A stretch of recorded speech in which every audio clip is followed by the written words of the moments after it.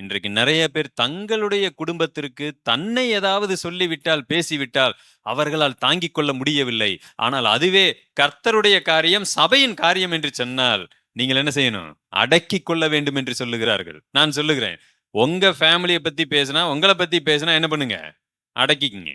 அதெல்லாம் போய் எதிர்த்து கேள்வி கேட்கணுங்கிற அவசியம் இல்லை. ஆனால் சத்தியத்திற்கு விரோதமாக, நீங்கள் பின்பற்றக்கூடிய ஒன்றுக்கு விரோதமாகவோ அல்லது வேதாகமத்திற்கு விரோதமாகவோ யாராவது எதை செய்ய கண்டாலும் சரி, ஒருவேளை நேரா போய் பேசுவதற்கான வாய்ப்பு இருந்தால் நேரா போய் பேசுங்க.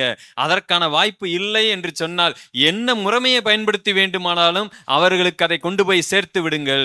அவர்களுடைய உபதேசம் அநேகரை விழத்தள்ளி விட்டால் அந்த அநேகருக்கும் நாம் சென்று அந்த வசனத்தை போதிக்க வேண்டியது அவசியமா இருக்கிறது. இன்றைக்கு நிறைய பேர் 4 சபைக்குள்ள கள்ள உபதேசத்தை போதிக்கிறது இல்லை, அதை உலகம் முழுவதும் என்ன செய்து விடுகிறார்கள்? பரப்பி விடுகிறார்கள். உலகம் முழுவதும் போய் விடுகிறது. எப்படி நாம தடுக்கிறது? எங்கு அந்த கள்ள உபதேசம் பரப்பப்பட்டிருக்கிறதோ அங்கதான் நல்ல உபதேசமும் பரப்பப்பட வேண்டும். ஜனங்கள் அதை பார்த்து தெரிந்து கொள்ளணும். இதெல்லாம் நம்ம வரலாற்றில் பதிவு செய்து கொண்டு வருகிறோம். எப்பொழுதெல்லாம் வரலாற்றில் தவறான உபதேசம் போதிக்கப்பட்டிருக்கோ அது பக்கத்திலே சரியான உபதேசம் பதிவு செய்யப்படும்.